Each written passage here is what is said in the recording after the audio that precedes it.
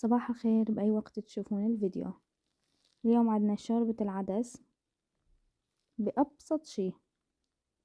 أول شي راح نجيب العدس. أنا عندي سويت كوبين.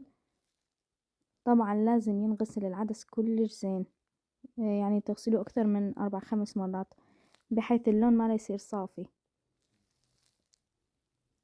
بعدين راح نجيب جدر طبعا بدون زيت بدون أي شي، بس راح نخلي العدس، بعدين نضيف فوقه مي حار.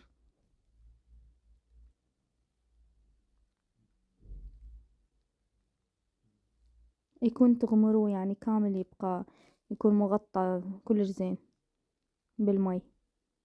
بعدين راح نخليه نقبضه ونخليه على النار إلى أن يغلي. من تشوفون هذا الأبيض اللي صار، طبعا أنا أشوف أكثر الناس يشيلوه، طبعا هو ما يصير نشيله لأن هذا هو الفوائد والبروتين الموجود بالعدس. بعد ما تختبرون شوي الاستواء، تشوفون العدس هيجي انداست بيدكم، راح نضيف له البهارات. طبعا بهارات مو أي شي تضيفون، فقط كمون وملح، وإذا تحبون ماجي. والبهارات ايش قد تكون مطحونة جديد تكون أطيب. كثروا كمون، كلش طيب يحب العدس. أنا طبعا ضفت ماجي ظرفين، كيفكم تقدرون ما تضيفوا، الكمون كلش طيب ويا كافي.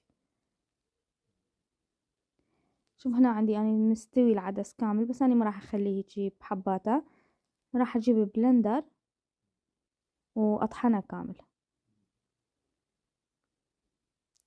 ولما نطحنه راح نعوفه على النار، بس النار النصية يعني ما تكون كلش عالية، النصية، ونعوفه على راحته إلى أن تجون عليه شي ثخن. شوفوا شنو انتو القوام اللي تريدوه، وراح تطفون النار وخلاص تقدم بألف عافية.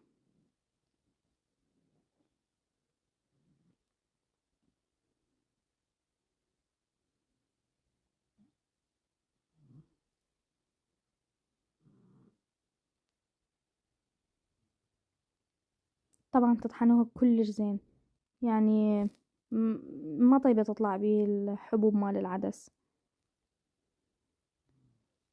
ملح أخير شي خليت، وقبضه وحطوه على نار هادية. شوفون القوام شلون صار، أنا هيجي كلش كافي بالنسبة لنا. إذا تحبوه أثخن خلوه بعد على النار، بس يجي كلش طيب، تكون شوربة متماسكة، وتاكلوه بألف صحة وعافية إن شاء الله.